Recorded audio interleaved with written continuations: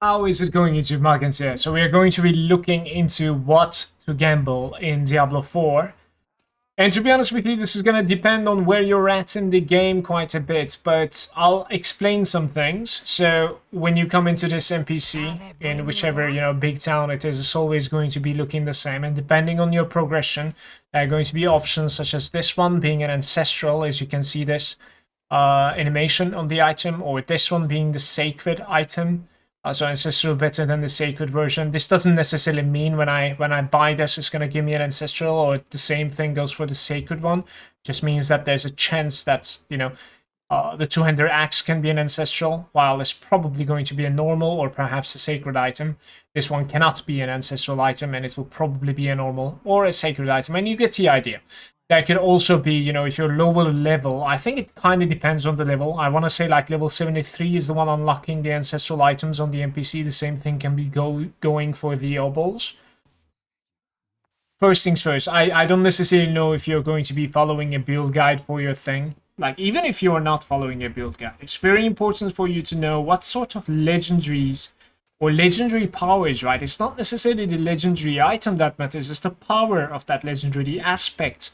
Which aspect are you missing? That's like the first thing that you should ever gamble for, in my opinion. So in this game, just like mouse over in your rings and saying, oh man, like one of my rings kind of suck, perhaps like I should try to get a better one. In my opinion, that is not necessarily the job of gambling. You know what I mean? It's not the aspect of gambling. I think gambling should be more about the legendary powers that you're especially missing. And then comes upgrading those legendary powers or backing them up. There are some like very rare legendary powers in this game that you will need the maximum rolls of. So what is a maximum roll? Let's mouse over my gloves over here. It says critical strike chance increased by 7. You see in the brackets it says 3 and 8. So this is not a maximum roll. It could have been 8. The same thing can be said for the roll afterwards. 21. It could have been 9 all the way to 24. So this is not a maximum roll either. So I do need a better rolled the Dire Whirlwind legendary power. So how did I know the name of the legendary power? It says on the item's name. If you look at the item's name, it says Boneweave Gauntlets of the Dire Whirlwind. This is how you understand the legendary power's name, unless you take it out. If you take it out at the enchanter, at the occultist, it will also say its name on the aspects. Right over here it says Veteran Brawler's offensive aspect. So it's Veteran Brawler in this case. And this one, as you can see, is a maximum rolled one. It's 20% from 15 to 20 and 300% from 225 to 300.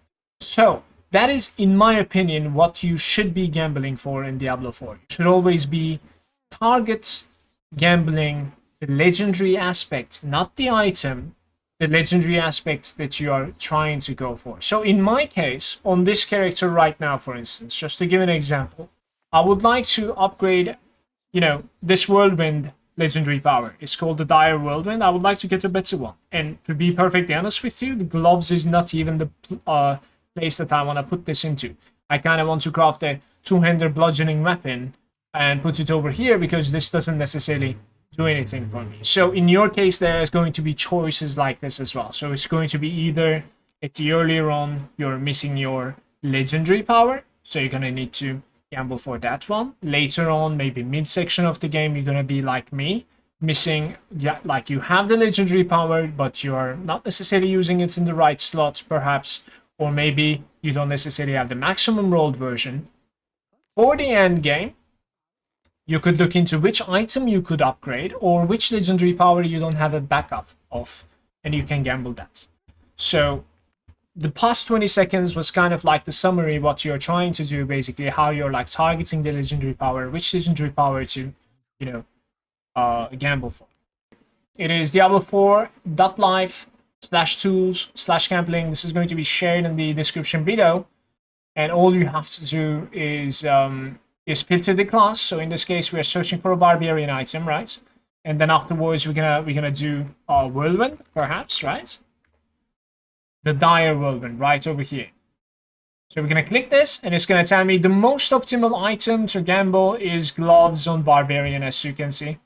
This is even going to be like showing me the percentages from thing as well. As you can see, gloves is going to be like 0.08 and weapon is going to be like 0.08 as well. So why doesn't it tell me that it's a weapon that I could also gamble? Is probably because weapon is going to be much more expensive than the gloves. So as you can see, like one-handed weapon, wait, is that, what was that, a two-hander? My bad. A one-hander. One-hander is like 50 OBOLS, and the gloves is going to be 40 OBOLS. And I'll be able to basically gamble the gloves all the time.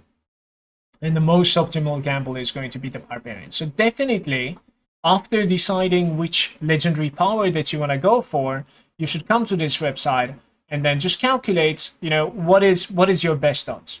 So this is going to be the video. Thank you very much for watching. Hopefully you're going to be getting all the legendary powers that you need. Peace out, YouTube.